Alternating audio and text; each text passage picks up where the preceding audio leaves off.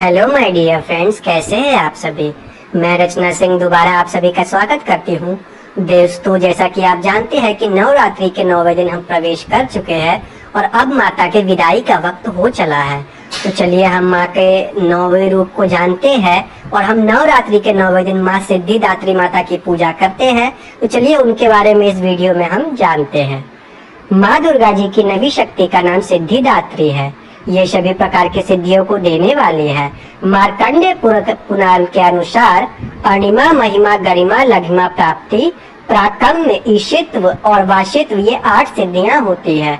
ब्रह्मा वैवर्त पुराण के अनुसार श्री कृष्ण जन्मखंड में यह संख्या 18 बताई गई है। इनके नाम कौन कौन से हैं, चलिए जानते हैं।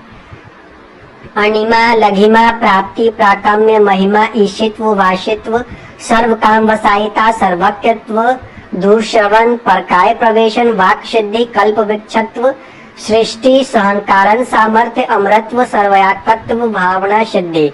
माँ सिद्धिदात्री के भक्तों और साधक को ये सभी सिद्धियां प्रदान करने में समर्थ है।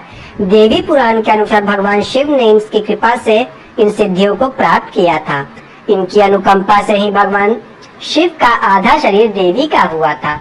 इसी कारण वह लोक में अर्धनारीश्वर नाम से प्रसिद्ध हुए। माँ सिद्धिदात्री 4 भुजाओं वाली है। इनका वाहन सिंह है। यह कमल पुष्प पर भी आसीन होती है। इनकी दाहिना तरफ के नीचे होने वाले हाथ में चक्र, ऊपर वाले हाथ में गदा तथा बाईं तरफ के नीचे वाले हाथ में शंख और ऊपर वाले हाथ में कमल पुष्प है। नवरात्र पूजन के 9वें दिन इनकी उपासना की जाती है। इस दिन शास्त्रीय विधि विधान और पूर्ण निष्ठा के साथ साधना करने वालों को, साधक को सभी सिद्धियों की प्राप्ति हो जाती है। सृष्टि में कुछ भी उसके लिए अगम्य नहीं रह जाता। ब्रह्मांड पर पूर्ण विजय प्राप्त करने की सामर्थ्य उसमें आ जाती है। प्रत्येक मनुष्य का यह कर्तव्य है कि माँ सिद्धिदात्री की कृपा प्राप्त करने वाले निरंतर प्रयत्न करे, उनकी आराधना की ओर अग्रसर हो। इनकी कृपा से अनंत दुख रूप संसार से निर्लिप्त रहकर सारे सुखों का भोग करता हुआ वह मोक्ष को प्राप्त कर सकता है। 9 दुर्गाओं में माँ सिद्धिदात्री अंतिम है। अन्य 8 दुर्गाओं की पूजा उपासना शास्त्रीय विधि विधान के अनुसार करते हुए भक्त दुर्गा पूजा के 9वें दिन इनकी उपासना में पवित्र होते हैं। इन सिद्धिदात्री माँ की उपासना पूर्ण कर लेने के बाद भक्तों और साधकों को लौकिक परलौकिक सभी प्रकार की कामनाओं की पूर्ति हो जाती है। लेकिन सिद्धिदात्री मौके पर कृपा पात्र भक्त के भीतर कोई ऐसी कामना शेष बचती ही नहीं है जिसे वह पूर्ण रूप से करना चाहे।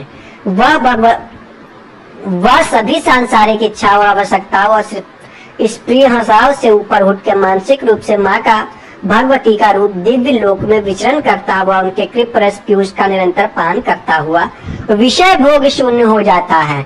माँ भगवती का परम सानिध्य ही है, उसका सर्वस्व हो जाता है।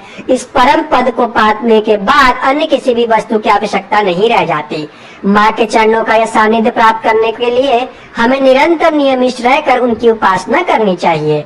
माँ भगवती का स्मरण, ध्यान, पूजन हमें इस संसार की असतार का बोध कराते हुए वास्तविक परम शांतिदायक अमृत पद की ओर ले जाने वाला होता है। दोस्तों, नवरात्रि में 9 दुर्गा के ऊपर ये मेरी आखिरी वीडियो थी। मैं आपको दोबारा एक नई वीडियो में विजयदशमी की कथा लेकर उपस्थित होंगी। तब तक के लिए आप माँ दुर्गा का ध्यान करें, उनका प्रणाम करें, उनका आशीर्वाद लें। तब तक के लिए बाय बाय दोस्तों।